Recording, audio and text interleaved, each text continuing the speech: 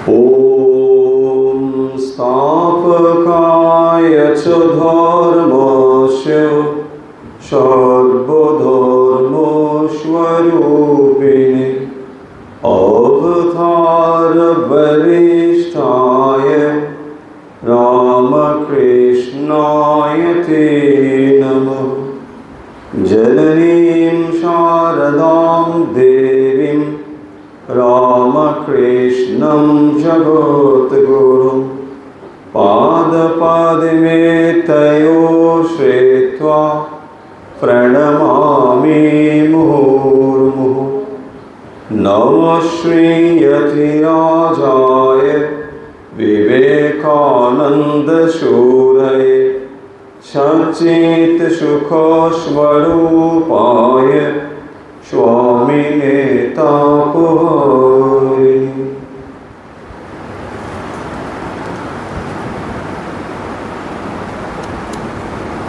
प्राणाराम तीर्थयात्रा ठीक बोललाम तो এই গ্রুপে আজকে যারা এখানে উপস্থিত হয়েছেন ঠাকুর মা স্বামীজির ভক্ত এবং অনুরাগী সবাইকে আন্তরিক কৃতজ্ঞতা জানাচ্ছি। ঠাকুর মা স্বামীজির ভক্ত অনুরাগী এরা যেখানেই যান সে তীর্থ করবার জন্যই হোক আর বেড়ানোর জন্যই হোক সবসময় দেখবেন কোথায় রামকৃষ্ণ মঠ আছে, কোথায় রামকৃষ্ণ মন্দির আছে এই খুঁজে বেড়ান। ভক্তদের এটি হলো লক্ষণ, সে যত দূরেই যাবে বিদেশে গেলেও প্রথম খোঁজে ওখানে একটা সেন্টার আছে কিনা, আর ওই সেন্টারে যদি একবার যান নিজের জায়গা বলেই মনে করেন, পুরো প্রাণ উজাড় করে কথা বলেন। হয়তো তাকে সে চেনে না, একেবারেই অপরিচিত, এগুলো কোনো কথাই হয় না, মনে হবে যেন কতদিনের পরিচিত। কেন এটা হয়? এই জন্যই হয় যে আমরা সকলেই এক সূত্রে বাঁধা আছি। ভগবদ গীতাতে একটি সুন্দর উপমা আছে, বলা হয়েছে সূত্রে মণি গণা ইব। মণি যেমন মালা যদি তৈরি করা হয়, মণিমালা, সেখানে মণিগুলো পরপর পরপর দিয়ে একটা সুন্দর মালা তৈরি করা হয়েছে। সো আমাদের ভক্তরাও হচ্ছেন এরকম একটি মণির মালার মতো। তো যারা যেখানেই যাবেন সেখানেই ঠাকুর মা স্বামীজির মন্দির, আশ্রম, মিশন, মঠ কোথায় রয়েছে সেগুলোতেই তাদের নিজের জায়গা বলে তারা মনে করেন। তাই যারা এখানে এসেছেন তাদেরকে আন্তরিক শুভেচ্ছা জানাচ্ছি। আশা করছি যারা আসেননি তারা খানিকটা আক্ষেপ করবে যে কেন গেলাম না। প্রথম হয়তো ভাবছিলেন যে বৃষ্টির জন্যে আমরা যাব না, কিন্তু তারা জানে না আজকে ওয়েদার কত সুন্দর হয়েছে, তাই না? দেখুন এই গত কয়েকদিনের থেকে আজকের ওয়েদার একদম আলাদা, ভারী সুন্দর হয়েছে। দেখবেন এটাই হয়ে যায় প্রকৃতি, যাকে আমরা বলি শাস্ত্র পাঠ করার সময় আমরা দেখি না প্রকৃতি সাংখ্য দর্শনে জড়া প্রকৃতি জড়, এই কথাগুলো যথার্থ নয়। প্রকৃতি মানেই হচ্ছেন মহামায়া। তো মহামায়া কখনো জড় হতে পারেন? যার পুজো আমরা করি, দুর্গা পুজো, দেবীর কত রকম রূপে আরাধনা করি, এগুলো কি জড় বলে মনে হবে? চেতনই। ফলে ভক্তের যে ঐকান্তিক প্রার্থনা নিশ্চয়ই সেটি প্রকৃতি দেবীর কাছেও পৌঁছয়। তাই কত সুন্দর একটা পরিবেশ হয়ে গিয়েছে। তার আগে বৃষ্টি ছিল, বেরোতে পারবেন না, এরকম সব ছিল, কিন্তু সুন্দর হয়ে যায়। এখন ভক্ত যখন তীর্থস্থানে যায় তখন তীর্থ দর্শনের একটা ব্যাপার তো থাকেই, পাশাপাশি তীর্থের ডেফিনেশন কি এটি শাস্ত্রে বলা হয়েছে। আমরা যেহেতু প্রসাদ খানিকটা সময় বাকি, তার মাঝখানে এরকম একটু ছোট্ট আলোচনা করে নিতে চাই।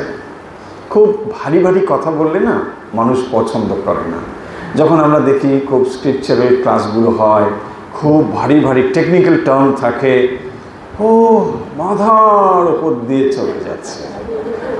আমি বুঝি না মাথাটা কত উঁচু, কি করে এত উপর দিয়ে চলে যাবে। হ্যাঁ, ভক্তের মাথা কি আকাশ ছোঁয়া, তার উপর দিয়ে চলে যায় মানে কি? ব্যাপারটা তা না। ব্যাপারটা হচ্ছে কি জানেন, আমরা খুব বেশি কঠিন কিছু শুনতে টুনতে চাই না। এমন কিছু বলো যেটা সহজ হবে, শুনতে শুনতে ব্যাস একটা মোটামুটি রিল্যাক্সেশন হলো, ভালো লাগলো, দ্যাটস অল। খুব বেশি ডিপ থিঙ্কিং এইটা ভালো লাগে না, তাই না? এই আবার এখানে সেই পড়াশুনো, তাই জন্যে আমরা ওসবের মধ্যে যাব না। খুব সিম্পল ওয়েতে কতগুলো জিনিস একটু একটু করে আলোচনা করব, একদম ঘরোয়াভাবে, কোনো মানে লেকচার নয়, কোনো কিচ্ছু নয়, জাস্ট ঘরোয়াভাবে কতগুলো জিনিস।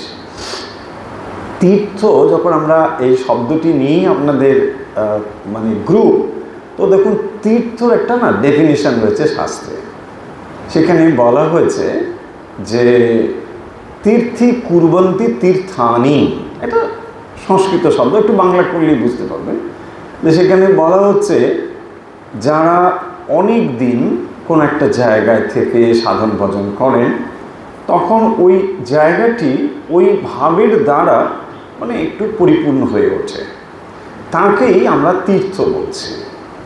দেখুন, এটা তো আমরা ধর্মীয় অ্যাঙ্গেল থেকে বললাম। আপনি বলবেন আচ্ছা এটা অন্য অ্যাঙ্গেল থেকে, নিশ্চয়ই হয়। কীরকম? যখন আমরা অ্যাসোসিয়েশন অফ থটস বলি, কোনো একটা জায়গায় ধরুন অনেক দিন ধরে ওই রকম চিন্তাভাবনা হচ্ছে, তখন আপনি ওখানে গেলেই দেখবেন ওই রকম থটসগুলো আপনার ভেতরে আসবে, তাকে বলা হয় অ্যাসোসিয়েশন অফ থটস। ধরুন আপনি হসপিটালে গেলেন, আচ্ছা হসপিটালে গেলে আপনার কী ধরনের মাইন্ডসেট তৈরি হবে? ডাক্তার, নার্স, মেডিসিন, ব্যস্ত মানুষ, হেনা তেনা, এই তো। আবার দেখুন স্কুলে চলুন, একটা ক্লাসরুমে ঢুকেছেন, ওখানে কি আসবে? পুরো আলাদা রকম, একটা ব্ল্যাকবোর্ড, রাগি রাগি টিচার, বা এরকম কিছু একটা ব্যাপার আসবে। তো তার মানে অ্যাসোসিয়েশন অফ থটসগুলো এক একটা জায়গায় এক এক রকম হয়। ঠিক ওটাই হচ্ছে ব্যাপার, ওটাকেই বলে তীর্থ। তার মানে একটা জায়গায় কোনো এক মহাপুরুষ তিনি ছিলেন, অনেক দিন সাধন ভজন করেছেন, ঈশ্বরের সান্নিধ্য লাভ করেছেন, পরবর্তী সময়ে তাঁর ফলোয়ার্স বা অনুরাগী তারা ওখানে গিয়েছেন, গিয়ে একটা তীর্থ তৈরি হয়েছে, তাকে বলা হবে তীর্থ। তীর্থি কুর্বন্তি তীর্থানি। তো যিনি তীর্থে যান বা থাকেন তাকে তীর্থি বলা হবে।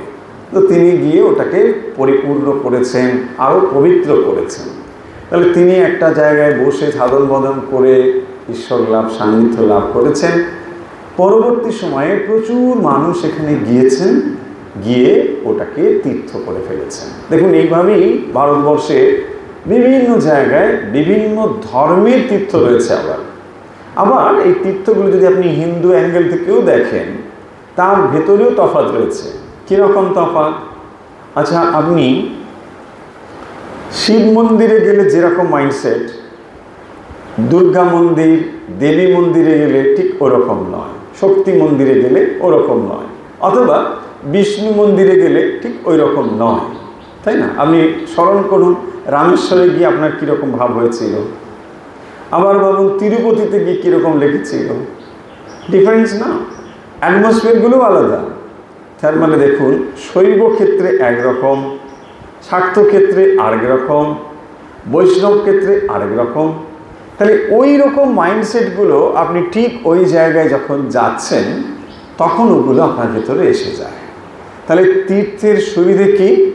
বলা হচ্ছে আপনি যদি মানসিক প্রস্তুতি নিয়ে ওই জায়গাতে যান, তাহলে ওই জায়গার যে তন্মাত্রা, সেই তন্মাত্রা আপনার ভেতরে প্রবেশ করবে। মানে দীর্ঘদিন ধরে যেখানে ধরুন খুব ভালোভাবে কেউ চিন্তা ভাবনা করেছে, মঙ্গল চিন্তা করেছে, অশুভ চিন্তা করেনি, ওই অ্যাসোসিয়েশন অফ থটস যাকে তন্মাত্রা বলা হয়, ওগুলো ওই পরিবেশের মধ্যে থাকে। তো ওই পরিবেশে যে ওইগুলো থাকলো, ওটা কিন্তু আপনি গেলেই আপনার মন ওই ভাবের দ্বারা আচ্ছন্ন হয়ে পড়বে। তাহলে কত সুবিধে ভাবুন। কিন্তু মুশকিল কি হয়, আমরা তীর্থ করতে এখন যে চাই না, ওইসব ভেবে চিনতে চাই না। তাড়াতাড়ি চলো, ওখানে ব্যাগ রাখো, তারপরে ছোটো ওখানে 10 মিনিট দেওয়া হলো, তারপরে ঘুরে আসবে, এই তো হয়। দ্রুত ওখানে গিয়ে আপনি তাড়াতাড়ি করে, তারপরে কি কিনতে হবে, নাতিকে বলে গেছি ওখানে, কি মুশকিল। মানে নাতি এসে ব্যাগ দেখবে কি নিয়ে গেছো, দিদা তুমি 8 দিন ঘুরে গেলে, আমারটা কই, তোমার সব গুছিয়েছে, হ্যাঁ না? তা ভাবতে হচ্ছে আমরা নানা কিছু।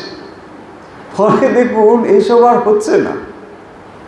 আবার যন্ত্রণা অন্যত্রও আছে। আপনি মন্দিরগুলো যে ব্যস্ত, ওখানে বসতেও দেবেন না। তিরুপতিতে তো গেলে কথাই নেই, হ্যাঁ, 1 সেকেন্ড ঝাঁকি দর্শন বলে, তাড়াতাড়ি ওখান থেকে বার করে দেবে। তো আমি একবার দেখলাম, আচ্ছা কেন এরকম ঝাঁকি দর্শন করে, এত দ্রুত বার করে দিই কেন? ওখানে একটু বসতে যদি চায় দেয় না কেন? ওদের একটা যুক্তি আছে। বলছে এই ভেঙ্কটেশ্বর এত আকর্ষণ শক্তি, যদি তার চোখে চোখে আপনার দৃষ্টি হয়ে যায়, তাহলে আপনার সংসার টংসার সব ভেঙে যায়। ওরে বাবা, আমি বরং তাই চলবে না, তাহলে তো মুশকিল ব্যাপার, তাই না? তাহলে একুল রাখতে হবে, শ্যামও রাখো, কুলও রাখো। সেই কারণের জন্যই ভেঙ্কটেশের কাছে বেশি দাঁড়াতে যায় না, তাড়াতাড়ি কেটে পড়ো। তার মানে ওর যে আকর্ষণ শক্তি, যদি আপনার মন প্রাণ একবার আকর্ষণ হয়ে যায়, তাহলে এদিকে তো ডিসব্যালেন্স হয়ে যাবে, তাই না? ব্যালেন্স রাখতে হবে। এইসব নানা রকম ব্যাপার আছে। চোখে চাপায়, আরে ভগবান দেখে না। ভক্তরা মনে করে সব দেখে, ভগবান কিচ্ছু দেখে না। ঠাকুরকেই দেখুন না, এইরকম আপনি দেখুন, আমি কিছু পারবো না, তাই না? ঠাকুরকে দেখুন, আপনি ঠাকুর ঠাকুর করছেন, বলছে বাবা আমার কাছে কোনো হবে না, হাত দুটো এরকম আছে, বন্ধই, তাই? স্বামীজি তো দেখুন নিচের দিকে তাকাচ্ছেই না, স্বামীজির তো চোখ বন্ধই, ধ্যান মূর্তি। মায়ের দিকে কেবল একটু যদি সাহস থাকে, মা কিন্তু তাকাচ্ছে, এই সাহস আছে। ঠাকুরের কাছে আমি কিছু করতে পারবেন না। ঠাকুর পুরো হাত গুটিয়ে নিয়েছে, বলছে না আমার কিছু করার নেই, দেখো এরা যদি কিছু করে, মায়ের কাছে পাঠিয়ে দিয়েছে। ফলে যে তীর্থের প্রসঙ্গ হচ্ছিল, আপনাদের সুন্দর শব্দচয়নে একটা গ্রুপের নাম হয়েছে যেহেতু, ফলে ওই তীর্থ নিয়ে একটু কথা বলি, তারপর অন্য বিষয়ে আসি। তো তীর্থ মানে তাহলে যে জায়গাতে দীর্ঘদিন ধরে সৎ পবিত্র চিন্তা হয়েছে, ওই চিন্তাগুলোর যদি আপনি ভাগীদার হতে চান, তাহলে কিন্তু ওই রকম ঝাঁকি দর্শন করলে হবে না, ওখানে একটু বসতে হবে। তাহলে তীর্থ দর্শনে কোনো মানেই হয় না।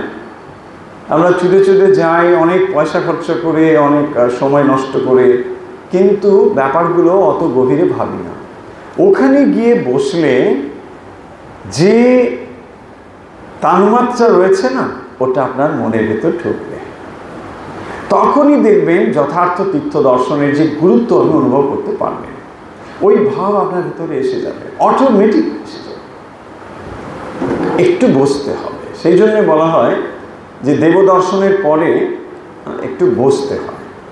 আপনি দর্শন করলেন, মূর্তি দর্শন হলো, দেব দর্শন হলো, তারপর একটু ওখানে বসবেন।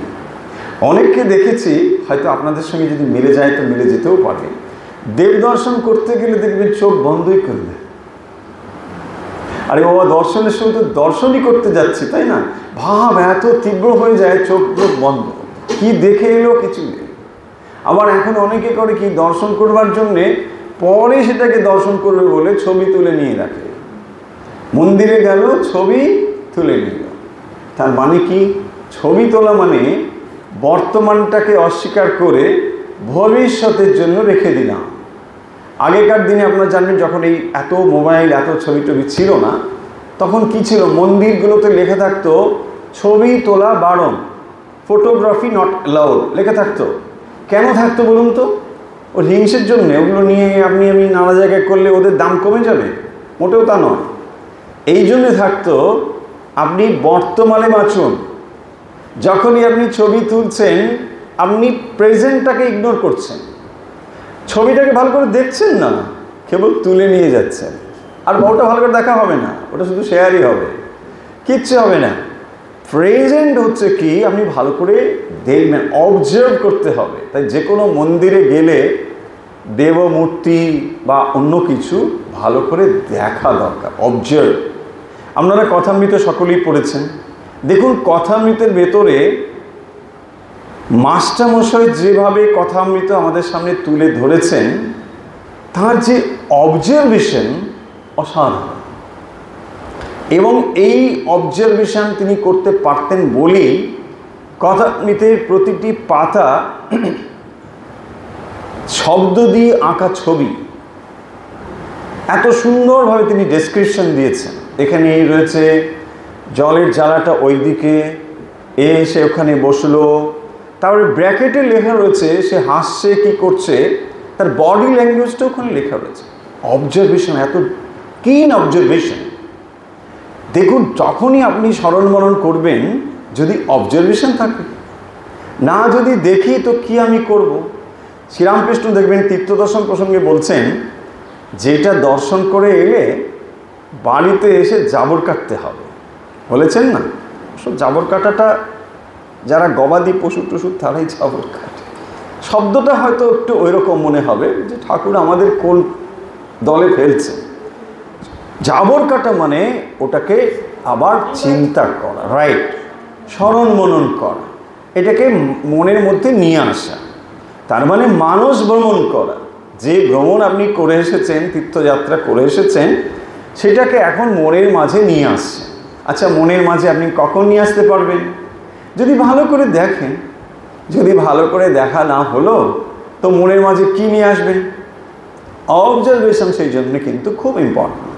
মন্দিরে গেলে ওখানে বসা, ওখানে ভাবগুলো জানা, কি রয়েছে না করেছে, তখনই দেখবেন এই জায়গাগুলো আসবে।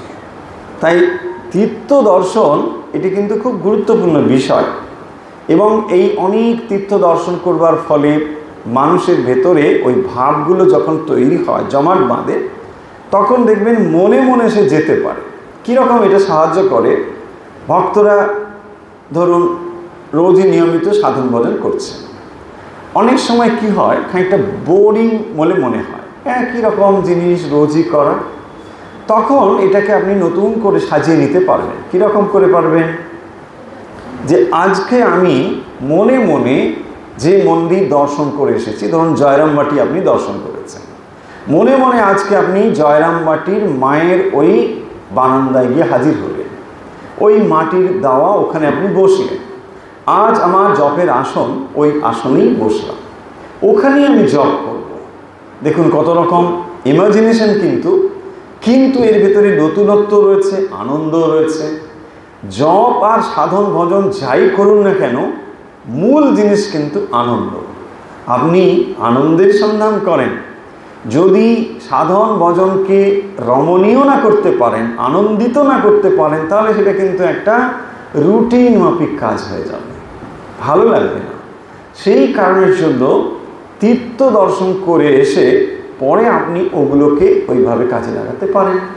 আজ আমি জয়রামবাটির কথা ভাবলাম, কাল আমি অন্য কিছু ভাবলাম, এরকম যেগুলো আপনার দর্শন করা রয়েছে সেগুলো নিয়ে আপনি চিন্তা ভাবনা করতে পারেন, তাহলে হয়ে যাবে, তাই না? আচ্ছা, তীর্থ প্রসঙ্গটাকে আর বাড়াবো না, এখানে শেষ করছি। এখন কি আলোচনা হতে পারে? আপনারা অনেক জায়গায় অনেক কথা শোনেন টোনেন, আর তারপরে প্রাণারামের নিজস্ব এসব কথাবার্তাও রয়েছে। বহু বিদগ্ধ মানুষজনের কথাবার্তাও প্রাণারাম প্রচার করে থাকে, সম্প্রচার করে থাকে। তো ফলে আপনারা অনেক কিছু শুনেছেন।